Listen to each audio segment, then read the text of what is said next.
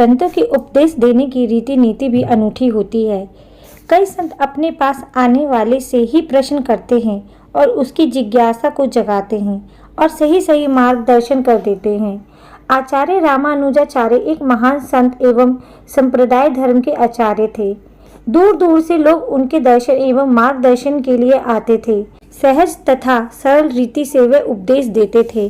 एक दिन एक युवक उनके पास आया और पैर में वंदना करके बोला, मुझे आपका शिष्य होना है, आप मुझे अपना शिष्य बना लीजिए।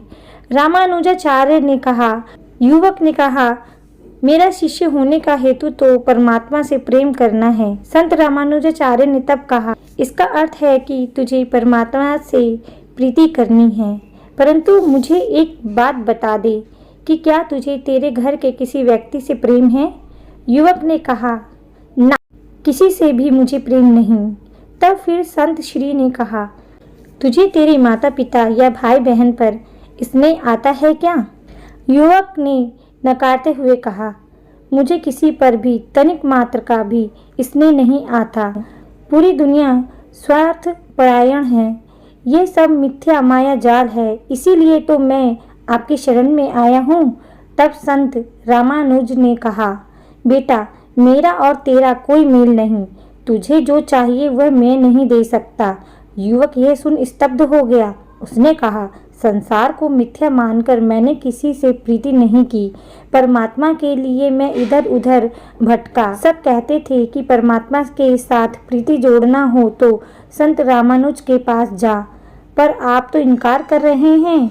संत रामानुज ने कहा, यदि तुझे तेरे परिवार से प्रेम होता, जिंदगी में तूने तेरे निकट के लोगों में से किसी से भी स्नेह किया होता, तो मैं उसे विशाल स्वरूप दे सकता था। थोड़ा भी प्रेम भाव होता तो मैं उसे ही विशाल बना के परमात्मा के चरणों तक पहुंचा सकता था। छोटे से बीज में से विशाल वट वृक्ष बनता है, परंतु बीज तो होना चाहिए। जो पत्थर जैसा कठोर एवं शुष्क हो, उसमें से प्रेम का झरना कैसे बहा सकता हूँ? यदि बीज ही नहीं तो वट वृक्ष कहाँ से बना सकता हूँ? तूने किसी से प्रेम किया ही नहीं तो तेरे भीतर परमात्मा के प्रति प्रेम की गंगा कैसे बहा सकता हूँ? कहानी का सार ये है कि जिसे अपने निकट के भाई बंधुओं से प्रेम नहीं, उसे ईश्वर से प्रेम भाव नहीं हो सकता। हम अपने आसपास के लोगों और कर्तव्य से मुंह नहीं मोड़ सकते। यदि हमें आध्यात्मिक कल्याण चाहिए तो अपने धर्म कर्तव्यों का भी उत्तम रीति से पालन करना होगा। कहानी सुनने के लिए धन्यवाद।